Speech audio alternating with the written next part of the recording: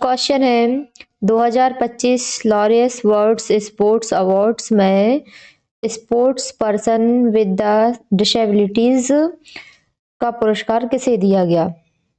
तो option A है Neeraj Chopra, option B Deepa Malik, option C Avani Lekhara, option D है यूनान जियांग। तो अपना राइट आंसर होगा option number D Yunan Jiang. Laureus world sports award विश्व की सबसे बड़ी खेल उपलब्धियों की पहचान है। चीन की पैरा तैराक यूनान जियांग को 2025 में दिव्यांग वर्ग में यह प्रतिष्ठित पुरस्कार दिया गया है। अब दिया गया है 2025 में, किस में दिया गया है? चीन की पैरा तैराक यूनान में। विश्व Laureus world sportsman of the year पुरस्कार गैर दिव्यांग एथलीट को भी दिया जाता है। इनको दिया जाता है गैर दिव्यांग एथलीट को भी Laureus world sportsman of the year का पुरस्कार दिया जाता है, जबकि यह श्रेणी पैरा स्पोर्ट्स में उत्कृष्ट प्रदर्शन को मान्यता देती है। नेक्स्ट क्वेश्चन है 24 मई 2025 को आयोजित नीति आयोग की 10वीं गवर्निंग काउंसिल की बैठक किस शहर में हुई थी? ऑप्शन ए है Mumbai, option B Bengaluru, option C Kolkata, option D है नई दिल्ली। तो राइट आंसर होगा option number D New Delhi. नई दिल्ली में नीति आयोग की 10वीं गवर्निंग काउंसिल की बैठक की गई थी। कब की गई थी? 24 मई 2025 को। NITI Aayog national institute for transforming Indian Bharat सरकार का प्रमुख नीति थिंक टैंक है। इसकी गवर्निंग काउंसिल में कौन कौन शामिल होते हैं? प्रधानमंत्री, सभी राज्यों के मुख्यमंत्री और केंद्र शासित प्रदेशों के उपराज्यपाल इसकी गवर्निंग काउंसिल में शामिल होते हैं। यह बैठकें आमतौर पर कहाँ आयोजित की जाती हैं? नई दिल्ली में आयोजित की जाती है। और नीति आयोग ने 2015 में योजना आयोग का स्थान लिया था। मतलब 2015 से पहले ये योजना आयोग था और 2015 के बाद अब इसे नीति आयोग का स्थान लिया गया है और प्रधानमंत्री इसके पदेन अध्यक्ष होते हैं। नेक्स्ट क्वेश्चन है कॉपर टी का उपयोग शरीर के किस भाग में किया जाता है?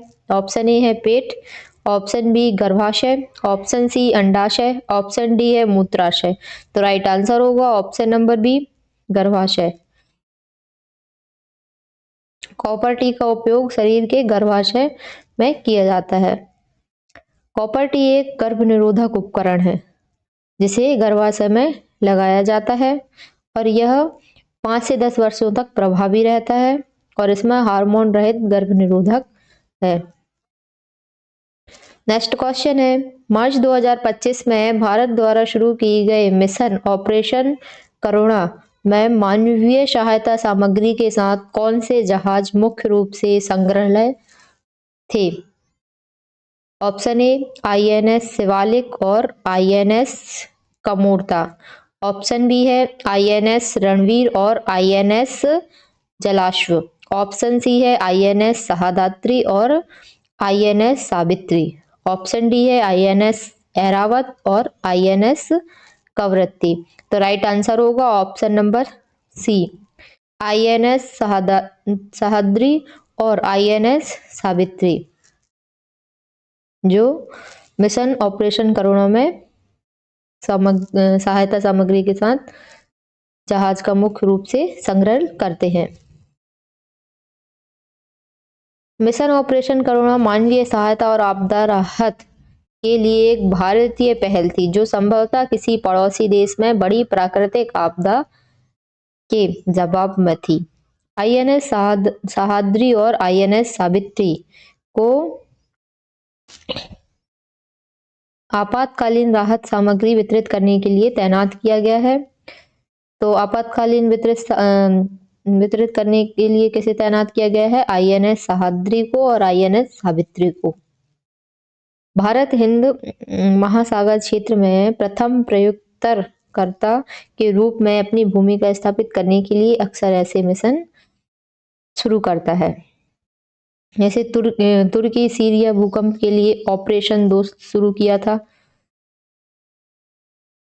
नेक्स्ट क्वेश्चन है, G20 शिखर सम्मेलन 2025 में भ्रष्टाचार रोधी की अध्यक्षता किन देशों ने की? ऑप्शन ए भारत और जापान, ऑप्शन बी है अमेरिका और फ्रांस, ऑप्शन सी है दक्षिण अफ्रीका और ब्राजील, ऑप्शन डी है जर्मनी और इटली। तो राइट आंसर होगा ऑप्शन नंबर सी, दक्षिण अफ्रीका और ब्राजील, जिन्हें शिखर सम्मेलन 2025 में भ्रष्टाचार रोधी की अध्यक्षता की है। साउथ अफ्रीका और ब्राजील ने G20 में एंटी करप्शन वर्किंग ग्रुप की अध्यक्षता की है। G20 में कितने देश थे? 19 देश और यूरोपीय संघ शामिल थे। यदि आप चैनल पर नए हैं तो प्लीज वीडियो को लाइक एंड चैनल को सब्सक्राइब कर लें। नेक्स्ट क्वेश्चन है, जलीय जीव पानी में किस ऊतक की सहायता से तैर सकते हैं? ऑप्शन ए है उपकला ऊतक, ऑप्शन बी है तंत्रिका ऊतक, ऑप्शन सी है पेशी ऊतक, ऑप्शन डी है संयोजी ऊतक। तो राइट आंसर होगा ऑप्शन नंबर सी, पेशी ऊतक। जलीय जीव पानी में पेशी ऊतक की सहायता से तैर सकते हैं। मछली जैसे जलीय जीव तैरने के लिए आवश्यक शक्तिशाली सामान्यवती और गति उत्पन्न करने के लिए विशेष पेशी ऊतक का उपयोग करती हैं, जो उनके अस्तित्व और पानी में गति के लिए आवश्यक है। मछली का शरीर सुव्यवस्थित होता है। कैसा होता है? सुव्यवस्थित।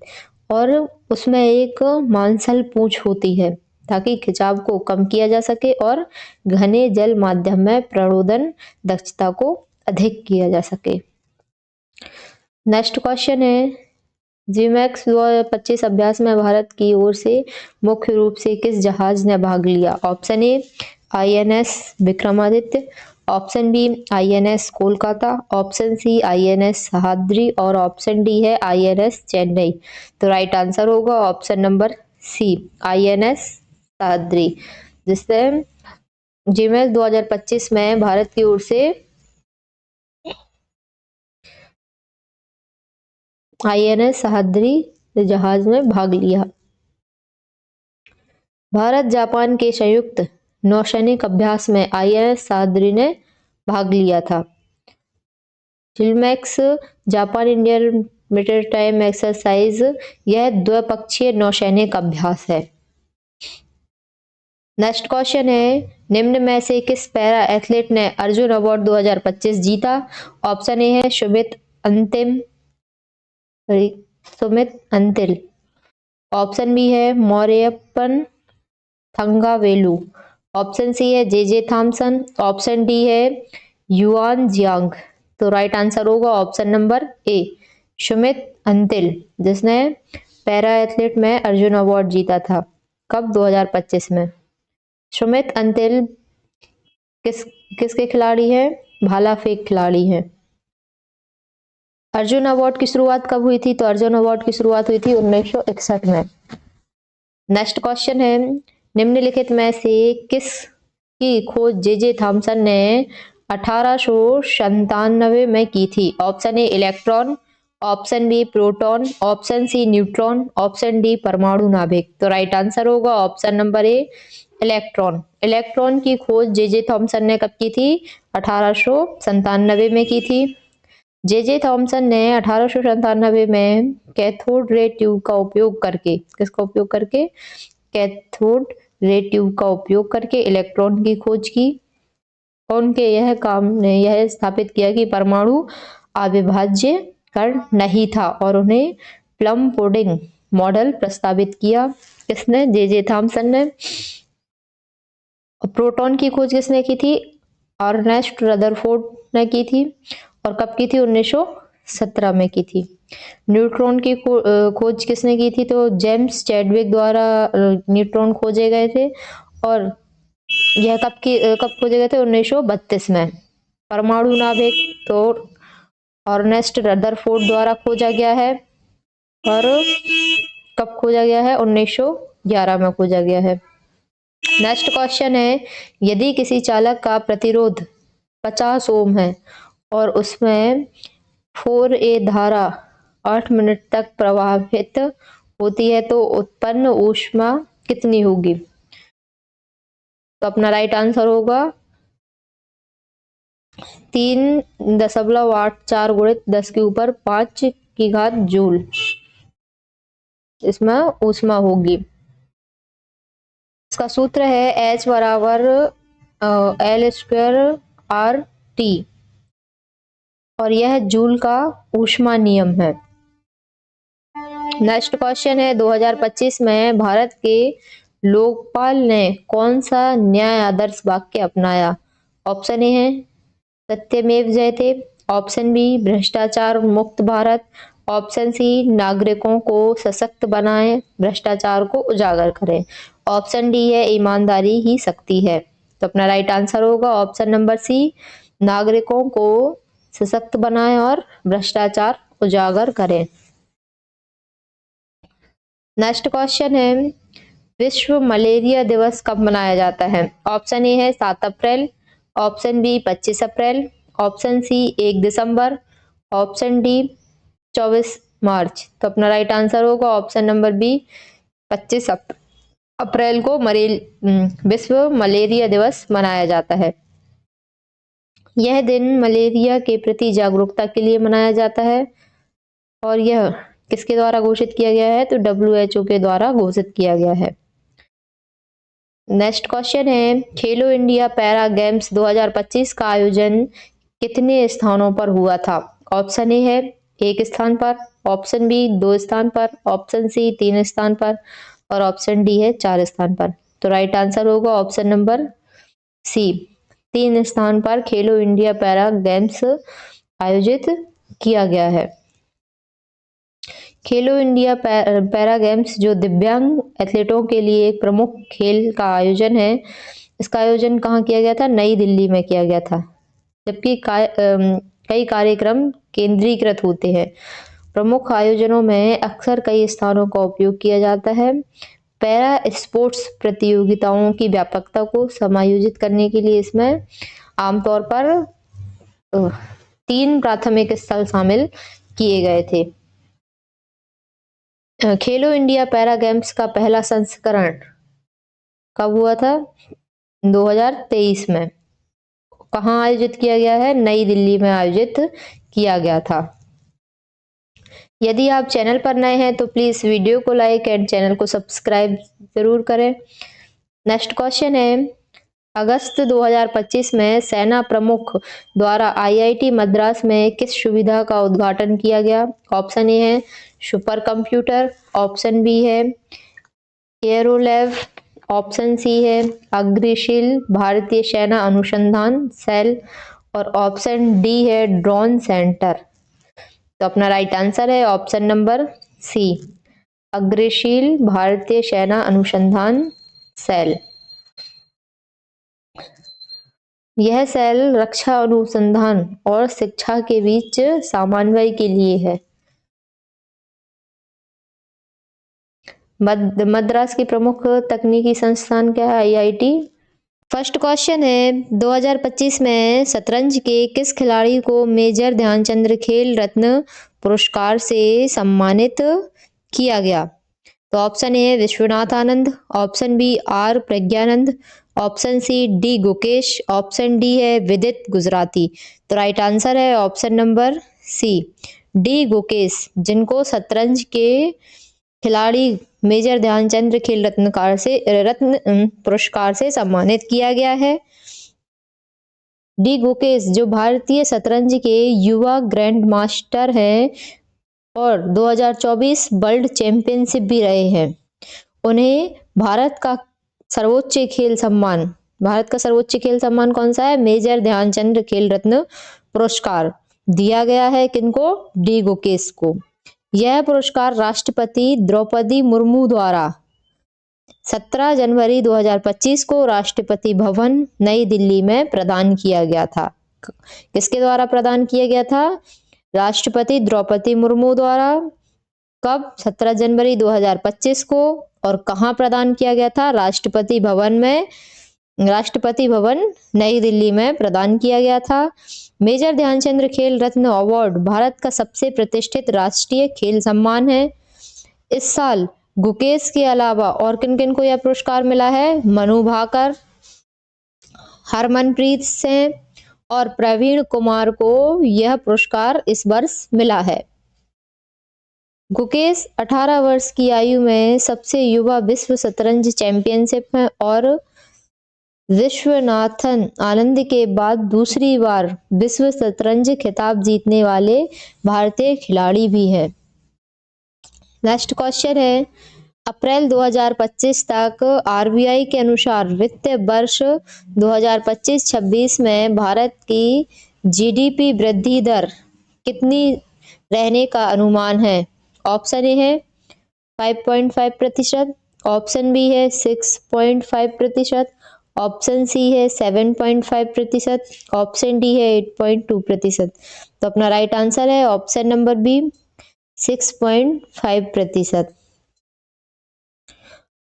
आरबीआई भारतीय रिजर्व बैंक के अनुमानों के अनुसार वित्तीय वर्ष 2025-26 में भारत की वास्तविक जीडीपी 6.5% रहने की उम्मीद थी और यह अनुमान बैंक की आर्थिक रिपोर्ट और वार्षिक आंकड़ों के आधार पर दिया गया है, जो आर्थिक गतिविधियों, घरेलू मांग और निवेश संकेतकों को ध्यान में रखकर तैयार किया जाता है।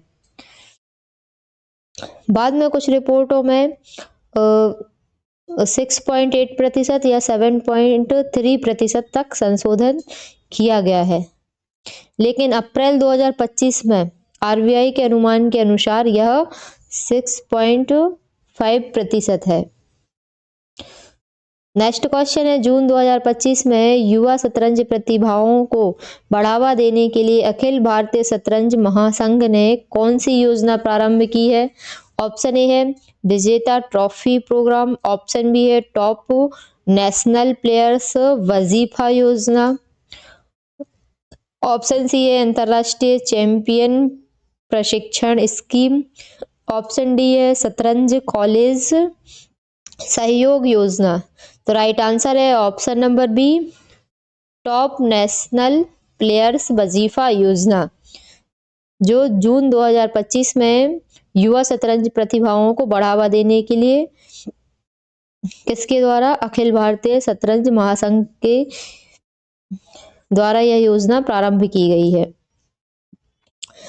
अखिल भारतीय शतरंज महासंघ ने top national players stipend scheme नाम से एक वजीफा योजना शुरू की है, जिसका उद्देश्य है युवा शतरंज खिलाड़ियों को आर्थिक सहायता देकर उनके प्रशिक्षण, प्रतियोगिताओं और कौशल विकास को बढ़ावा देना।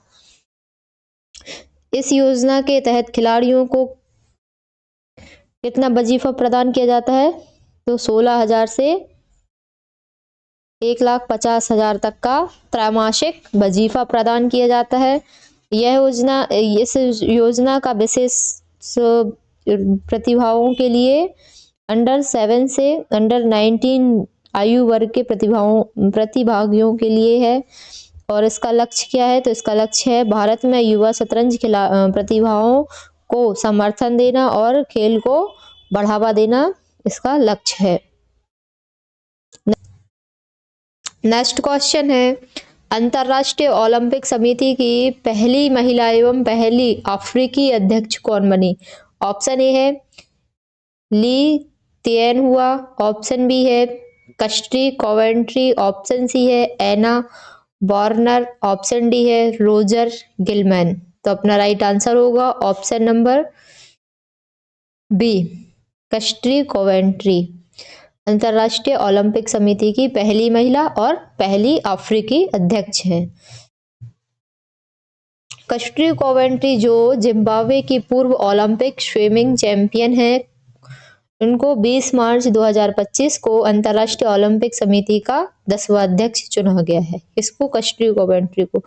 वे आईओसी के इतिहास की पहली महिला और पहली अफ्रीकी अध्यक्ष हैं।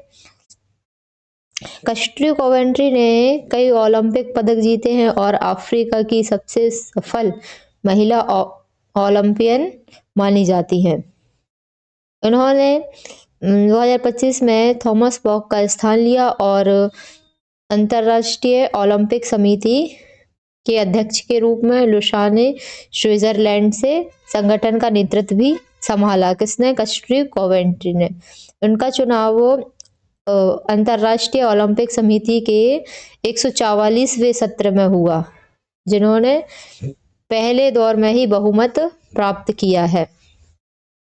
नेक्स्ट क्वेश्चन है, यदि किसी सतह पर 50 न्यूटन का बल लगाया जाए और उस सतह का क्षेत्रफल 0.1 मीटर स्क्वायर हो तो दाब और प्रबोध का मान क्या होगा? ऑप्शन ए है 50 pascal, option B 100 pascal, option C है 500 पास्कल और ऑप्शन डी है 5000 पास्कल। तो अपना राइट आंसर होगा ऑप्शन नंबर सी 500 पास्कल। दाब का ऐसा इकाई क्या है? पास्कल है। प्रबोध का अर्थ क्या होता है? तो दाब की तीव्रता जो दाब के बराबर होती है वो प्रबोध कहलाती है। दाब अधिक कब होता है? तो दाब अधिक होता है क्षेत्रफल कम होने पर। क्षेत्रफल कम रहता है तो दाब अधिक होता है। यह सिद्धांत चाकू, सुई, कील आदि के कार्यों में देखा जाता है। नेक्स्ट क्वेश्चन है, बैटरी के बाह्य परिपथ में इलेक्ट्रॉनों के प्रवाह की दिशा क्या होती है? ऑप्शन ए धनात्मक ध्रुव से ऋणात्मक ध्रुव की ओर, ऑप्शन बी ऋणात्मक ध्रुव से धनात्मक ध्रुव की ओर, ऑप्शन सी दोनों ध्रुवों से केंद्र की ओर और ऑप्शन डी है किसी निश्चित दिशा में नहीं होती। तो अपना राइट आंसर होगा ऑप्शन नंबर बी ऋणात्मक ध्रुव से धनात्मक ध्रुव की ओर बाह्य परिपथ में इलेक्ट्रॉनों की प्रवाह की दिशा होती है। इलेक्ट्रॉन की प्रवाह की दिशा किस ओर से किस ओर तक होती है? नेगेटिव से पॉजिटिव की ओर। और परंपरागत धारा की दिशा क्या होती है? तो पॉजिटिव से नेगेटिव की ओर परंपरागत धारा की दिशा मानी जाती है। इलेक्ट्रॉन ऋण आवेशित कण होते हैं, इसलिए वे ऋणात्मक ध्रुव से निकलकर धनात्मक ध्रुव की ओर आकर्षित होते हैं। परीक्षाओं में अक्सर ये प्रश्न पूछा जाता है कि इलेक्ट्रॉनों की दिशा क्या है? तो नेगेटिव से पॉजिटिव होती है। और धारा की दिशा क्या मानी जाती है? तो धारा की दिशा पॉजिटिव से नेगेटिव मानी जाती है।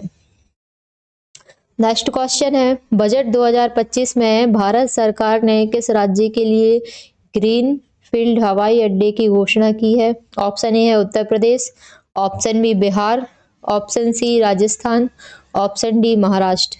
तो अपना राइट आंसर होगा ऑप्शन नंबर बी बिहार। 2025-26 के केंद्रीय बजट में वित्त मंत्री ने बिहार के लिए ग्रीन फील्ड हवाई अड्डों का विकास करने की घोषणा की है।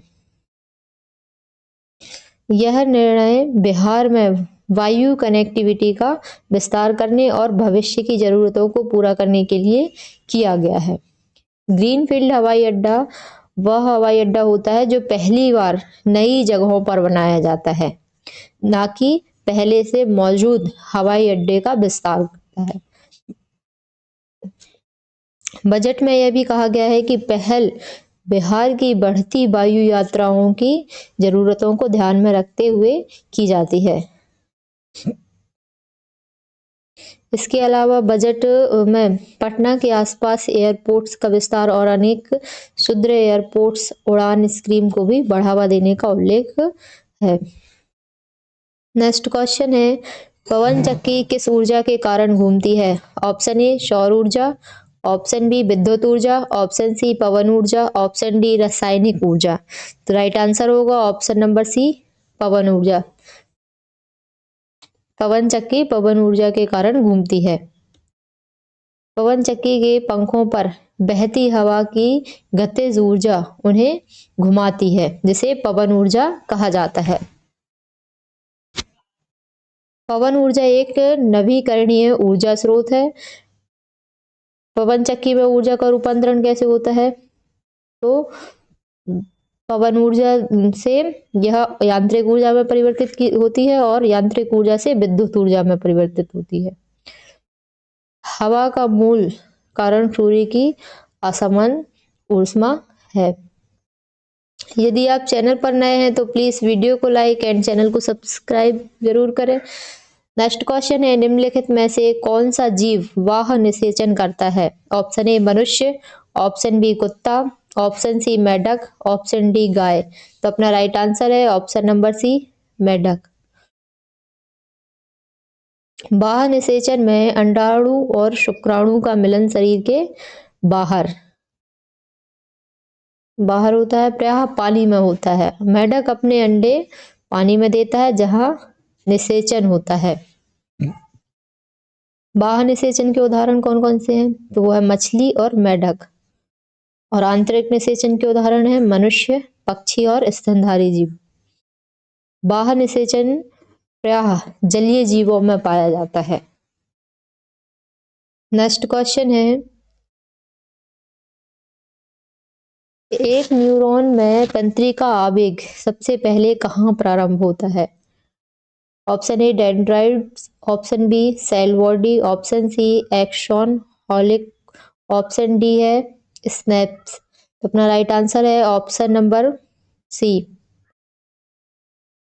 एक्सॉन हॉलिकॉप।